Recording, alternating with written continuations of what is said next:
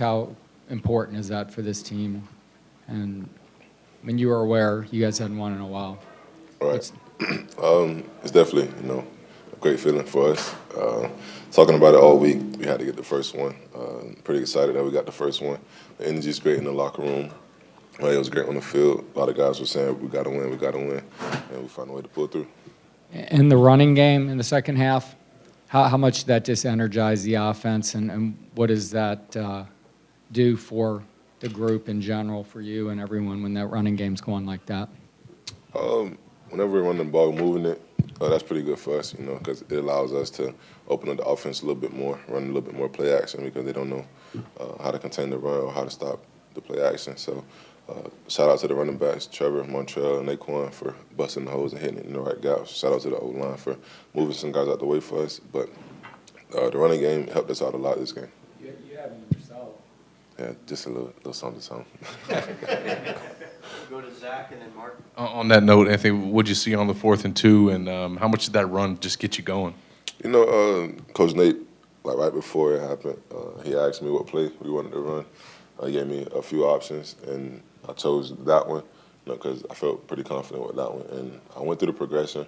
I moved the protection just to, pick it up a little bit. And somehow, some way, they covered up everybody, and I just looked down the middle, and nobody's there for me. So I just tried to manage the game and just take off running, and that got me pretty crunk. And whenever we get a big game like that, the offense gets rolling. So I'm glad it happened. And then how do you feel like you played overall today, and just kind of staying engaged when the offense wasn't moving, and then putting together those drives late? I feel like I played decent. First half, there weren't really anything spectacular that happened with the offense. We were moving it a little bit, but we couldn't capitalize on drives we couldn't finish. So I kind of took the burden on that and felt like we had to pick up something. So coming out in the second half, I felt like we had to switch up the energy, and I think we did that. Following up on that a little bit, you had maybe a questionable fumble and an unlucky interception, 2 deep balls that could have been caught. Is it really that close between maybe what it is and what it could have been, like closer to spectacular on your part? I think so. Big plays definitely help. Help you guys win games, because it makes you capture the momentum. And I feel like if we would have completed some of those passes or converted on some of the third downs, we probably would have had the momentum. Might have scored, might have not scored. We don't know, but sometimes stuff like that does matter in the game. But we just got to find a way to bounce back and win. Are you concerned about the turnovers? I think it's 5 straight games with at least one.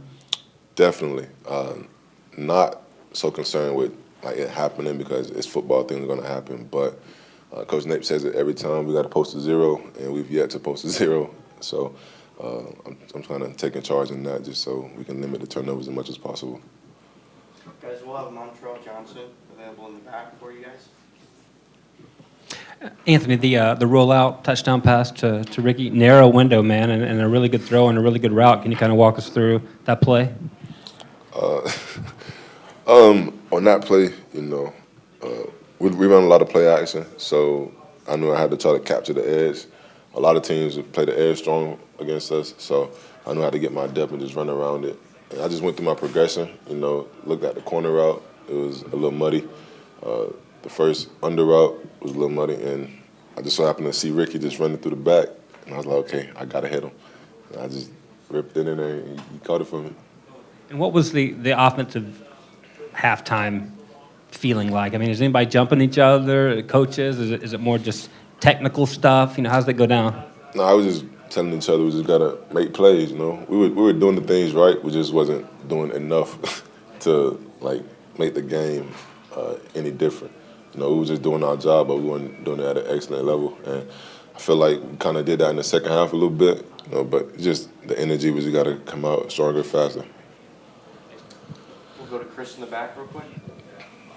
Anthony, you said after the Utah game that your heart kind of froze for a second when Coach Richardson said, hey, let's go win a game. And you said you hadn't been there before. Now he's asking you about 4th down conversions. So where do you feel that you have made a progression in your leadership and your ability to handle those big moments? Whenever it's time to make a play, he calls certain plays just to get certain guys going. And he trusted me enough to go out there and play confident and get us in the right call and the right play and make something happen. So Utah game, when he first told me that, I was a little starstruck because I've never been in a situation like that. But now I feel like it comes with the territory, and I have to be ready for those opportunities in those moments.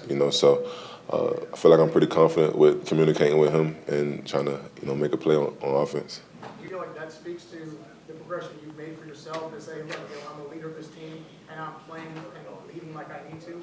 I believe so. I still have room to improve. Always trying to get better as a leader, trying to communicate, trying to lead by example. Well, I feel like I've made a huge leap at that, but I'm just trying to keep getting better at it. We'll go Lauren, then France.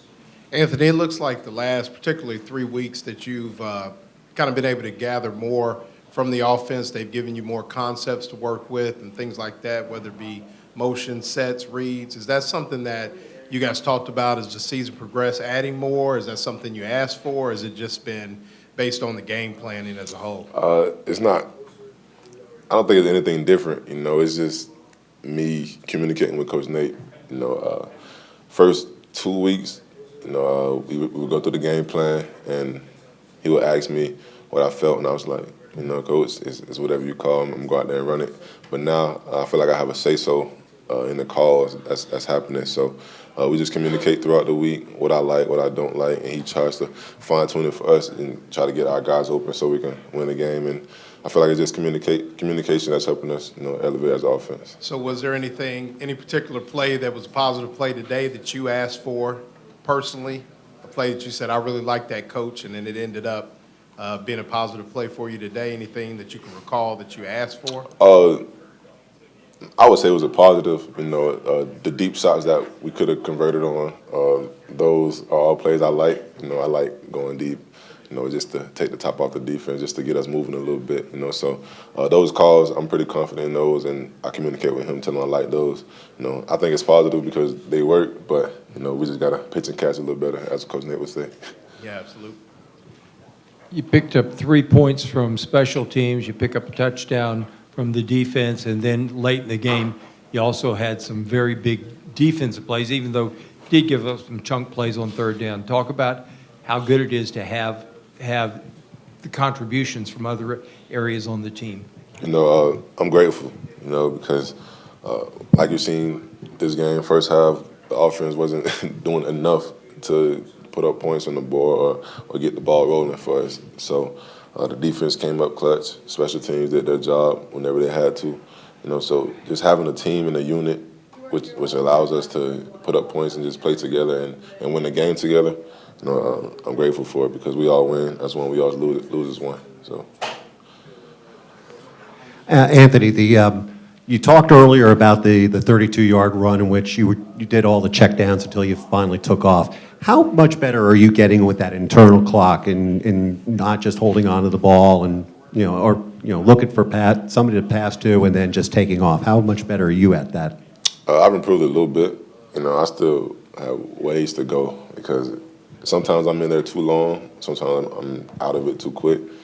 So that's just something I have to continuously improve on. Just being confident with the checks and the calls and the routes and knowing the defense and the coverage. But I think I made a slight improvement, but I can still work on that. All right, we'll end with Edgar. Yeah, Ventrell Miller, I was noticing his uniform after the game. I mean, he was just covered in dirt and grass and just left it all out there. What does that do for this team? Just his presence and just his energy and production. Having him it's a blessing. Having a vet like that, a player like that, because he's a great player, and just seeing how hard he works, I think it brings energy and light to the team. Because it shows us that we have people willing to do anything for us to win, and it should spark something inside of us. So I'm grateful to have Ventrell on the team. Especially being the leader of the team and the defense. So just having him and watching him play, is remarkable. Do you get to watch him much when he's out there? Oh, Deb, I always watch him. Okay, I was going to say because his day-to-day was a monster day. Just seeing him fly around like that is crazy. I was talking to Kyle on the sideline, and we were just looking like, bro, Ventrell just flying around. And that's nothing new to us because he does the same thing in practice. So we're just grateful to have him. Appreciate it, Anthony. Thanks, man. Thank y'all.